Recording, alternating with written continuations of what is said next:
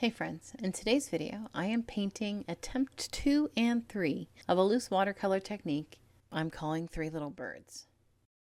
After working on the first version, which if you didn't catch, the link is above, I determined my best option, honestly, instead of rushing through it, was to paint one bird at a time.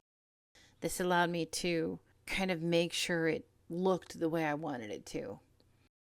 I don't know about you, but my biggest struggle when handling watercolor is determining how wet the brush needs to be in order for the paint and color to flow like I want it to. And really, I do think that comes with time and practice. Unfortunately, the footage I thought I had of the third attempt doesn't seem to exist. And I just have this small little clip of me adding some final touches and I'm sorry. Oops. Drop a comment, give a like, and subscribe. I post weekly videos documenting my progress as an artist. Every change